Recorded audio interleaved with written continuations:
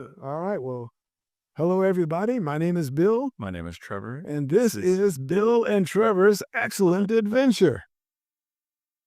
So, why don't we start off and tell folks what we're doing and why? Okay, so what we're doing is we're going over John, and we're going to look at it from perspective where, well, actually, I'm here to learn, so why don't you tell me? You are here to save me from myself. I need you to challenge me and ask me great questions. Hmm. So, we're going to study the book of John. We're going to come at it from the perspective that I believe it was originally intended for. At the very end of John, or close to the end, in chapter 20, John says, Jesus did many other miracles that I didn't record, but I recorded these so that you could have faith in Jesus' name and by faith have life. Only once in my life, one period of time in my life, have I ever heard the Gospel of John taught in that way. Mm. Most of the time, people are very, myopic. They look at a very isolated part of Scripture. They don't teach it as one long narrative. Hmm. What I want to do with these podcasts is to show people how it all connects, so that a person who did not start off believing in Jesus could work through the stuff that's presented, and then at the end have a rational basis for faith. Hmm. It's not going to prove anything, but it will give a person a rational basis for understanding why a person should choose to believe. Yeah, I like that. That sounds good to me. I will be here to challenge you. All right. I want to hear. And don't forget, I want you to ask me embarrassing questions. I love it when you make me think. All right, that's the goal. All right, so let's get started. We can turn over to John chapter 1. Yes. I don't have a Bible. You have to do the reading. Oh, yes.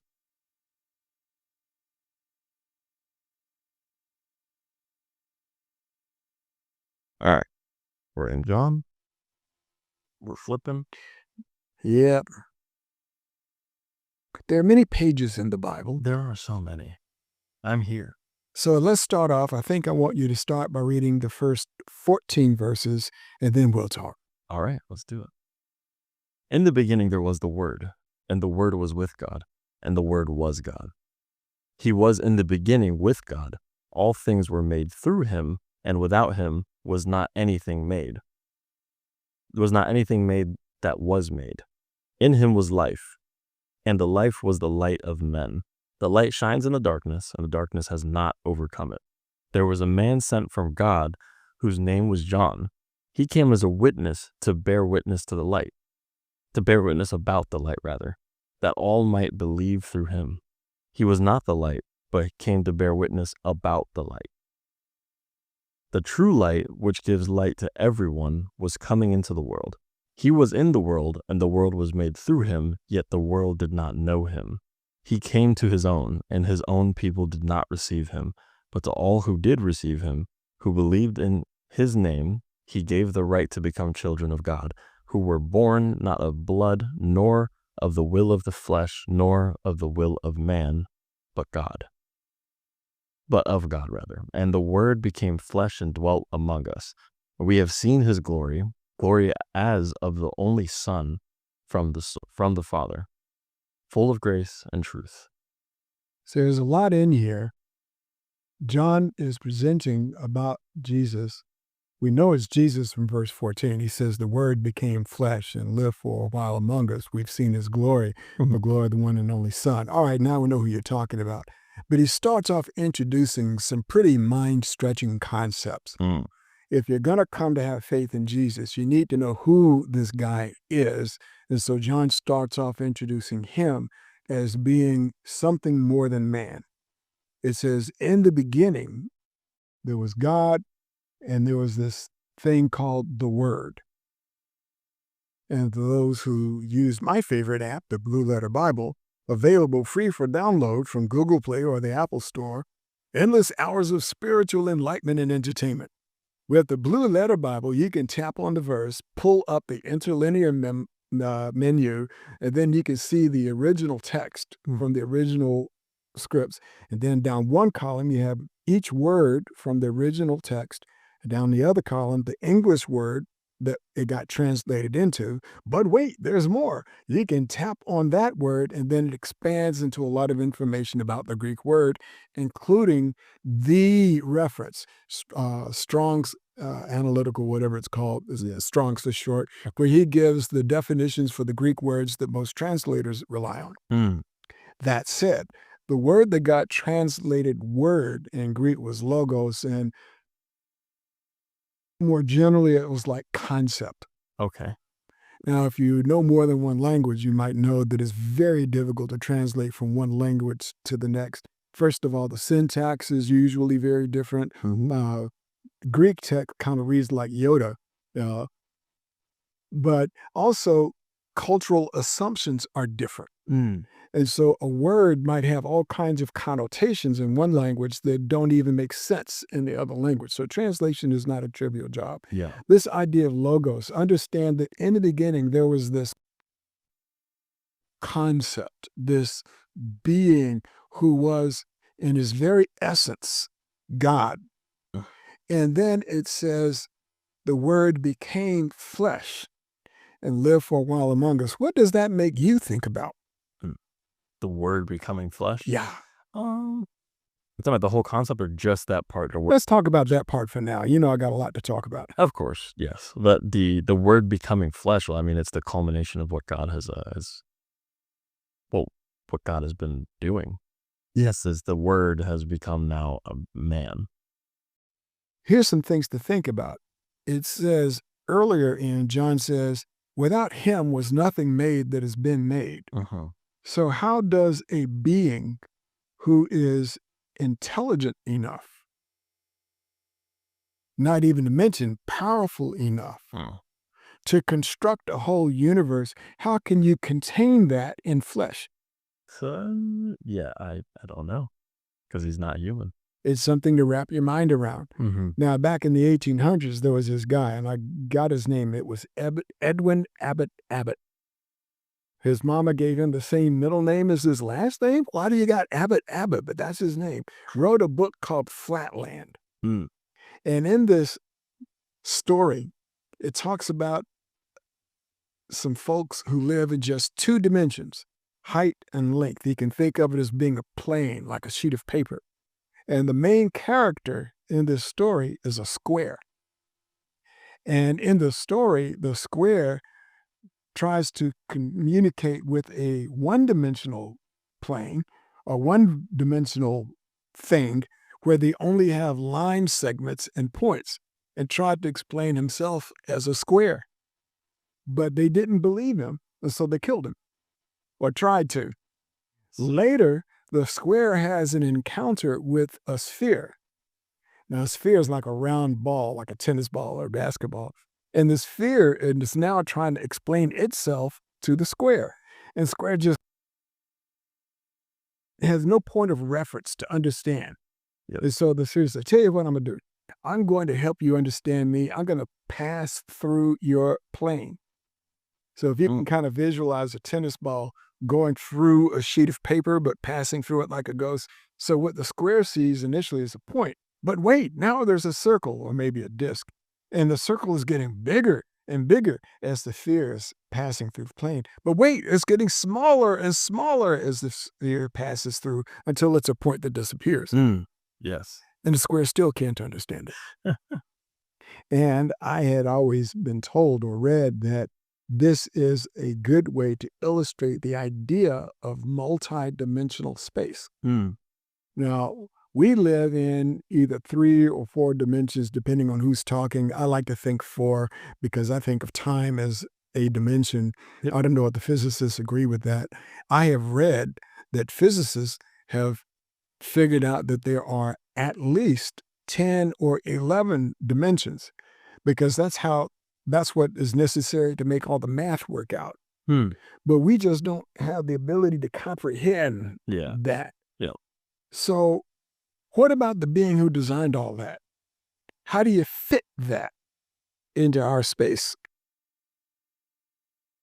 How do you fit that into that space?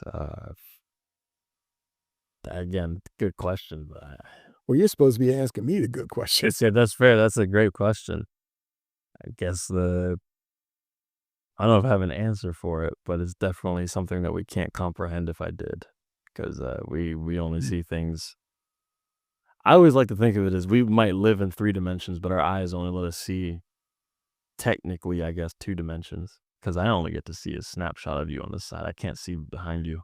Well, you said that to me before, but then I got to think about it. But you got 2 eyes, and that's how you get depth perception. It's true. You get depth perception, but I still can't see all of you. At least that's how I like to think of it. I Yeah. could be totally wrong. So I came up with this expression the other day, and my wife liked it so much she wrote it down. Well, let's hear it. Jesus is the projection of deity into our reality. Mm. So if you have, for example, you go to the movies, not the cool 3D movies, but Yeah. the regular movie is a flat movie screen, and you get a projection of an image onto the screen. And you say, yeah, I understand. That's Captain America or wherever it is you're looking at. But it's not really Captain America. It's a projection. Yeah. And so I think of Jesus that way. He is a projection of God into our limited world, which means that there's always more to Jesus than meets the eye. Oh, yeah. Yeah. And it makes a lot of sense. And it's important to get your mind wrapped around that because as John writes about Jesus, he has things to say about Jesus that will not make sense unless you can deal with this premise. Mm. He said, we have seen his glory, the glory of the one and only, full of grace and truth. In other words, you know how you get to know somebody and then you start seeing their imperfections? Of course. In fact, there's an expression, the honeymoon is over. Yep. And what that means is she's fly when you married her, but once you see what she looks like after you've been married a while, some of that shine wears off. In most cases, not in my wife's case. Not mine either. But you know what I'm talking about. I do. These guys spent 3.5 years with Jesus, and the more of him they saw, the more they became convinced this guy is more than a man. Mm-hmm. And so you have to wrap your mind around what kind of experience did they have to leave that kind of impression on them. Yeah. Now let's go back over the beginning and pick up on some other things that he said. Okay. You want me to read this from verse 1 to... I do, and I will interrupt you frequently. Let's do it. In the beginning was the Word, and the Word was with God, and the Word was God.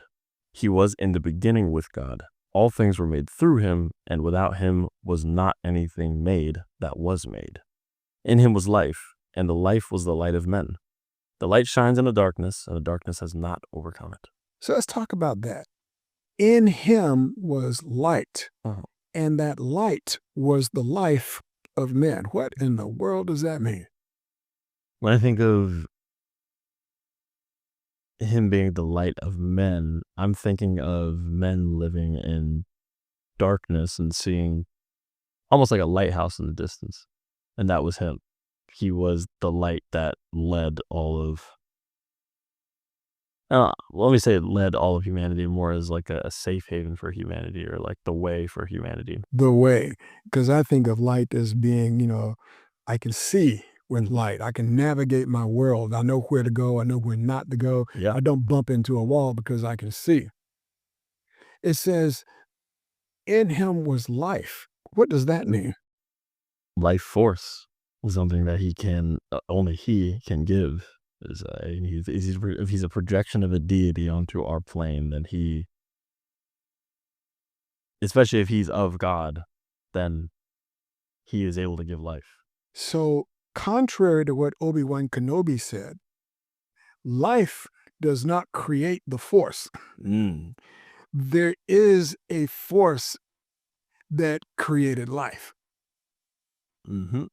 And that is the force behind this entity that created everything, life force. Yeah. And when Jesus is walking the earth in the flesh, constrained in space and time, he's still a projection of that life. But it says that life is light. What little people got to experience was enough to blow the little minds and say, oh, that's the way it really is. It's true. Wow. That's something to think about. They only got that little experience of him. They didn't get that much.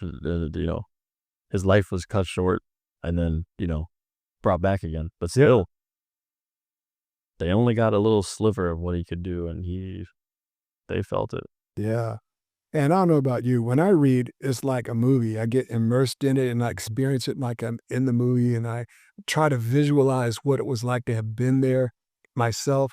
And I say, poor guys, their minds were getting blown all the time. Yeah. Yeah. And then keep on reading. Then, there was a man sent from God whose name was John. He came as a witness to bear witness about the light, that all might believe through him. He was not the light, but came to bear witness about the light. The true light, which gives light to everyone, was coming into the world. Pause here. So John is introducing a major theme of the book, and we're going to be talking about this a lot. Mm-hmm. The theme of being a witness. Mm. He says John was not the light. He came as a witness to the light. So let me ask you, what is a witness? Witness is someone that, has an account or has seen things or experienced something and can tell you about it. Well, I can accept that for a working definition, but then let me ask you, what's the difference between a witness and somebody who's claiming to be a witness? Well, someone claiming to be a witness is just a liar. Someone's just not reliable. Yeah. Someone that actually is a witness is someone who was there. Now, police and courts and lawyers and judges would tell you that just because somebody was there does not make them a reliable witness. People's perceptions can change. Yep. I personally have experienced that two people can be in the same room at the same time and walk out of that room with completely different experiences of what just went down. Oh, yeah. So how do you judge a reliable witness? How do you judge a reliable witness? Well, that would look at their past. What kind of character do they have? Well, who are they? Are they someone who is frequently on the wrong side of things, or are they frequently in, at least in good standing? Yeah. Well, we're going to talk a lot more, not in this episode, but we're going to talk a lot about a witness and what does it take to be a reliable witness. And there are going to be witnesses addressed in this gospel, and for that matter, throughout the rest of the New Testament. And we will need to assess whether we believe the people being presented are reliable witnesses. But John is put up in front. Yep. Because at the time when John wrote his gospel, people still all knew who John the Baptizer was. Oh, by the way, for those that did not already know, John who wrote this gospel and John he's talking about here, they're two different Johns. Common name. John the Apostle will say, and John the Baptist, or I like to say John the Baptizer because that denomination hadn't been created yet, but he was going around baptizing people. That's sure was. So that guy, we're going to be looking at him and talking about him more. But at the time when John the Apostle wrote this gospel narrative, everybody recognized who John the Baptist was. Oh, yeah. And John says, John the Apostle says, well, look at this guy. You need to look at his testimony. Okay, keep on reading till the end. Okay. Came as a witness. He came as a witness to bear witness about the light, that all might believe through him. He was not the light, but came to bear witness about the light. The true light, which gives light to everyone, was coming into the world. He was in the world, and the world was made through him. Yet the world did not know him. He came to his own, and his own people did not receive him. But to all who did receive him, who believed in his name, he gave the right to become children of God, who were born not of blood, nor of the will of the flesh, nor of the will of man, but of God. And the Word became flesh and dwelt among us. And we have seen his glory, glory as of the only Son from the Father, full of grace and truth. So here's another theme that's going to be developed over the course of this narrative. The idea of accepting or rejecting. If you're talking about having a rational basis for faith, then you have to deal realistically with the other side of that coin, unbelief. John's not pretending that this is a slam dunk. Yep. Right. Everybody knows that not everybody's going to get this. But to those who get it, those who accept it, there is a treasure in store. Mm. We are going to talk over the course of this narrative about who accepts it and who does not, and why do they and why don't they. That's where we're going in these series of podcasts, because that's where John is going in his gospel. Yeah. I like it. I'm excited. This is cool. Stay tuned, folks, for the next exciting episode of Bill and Trevor's Excellent Adventure.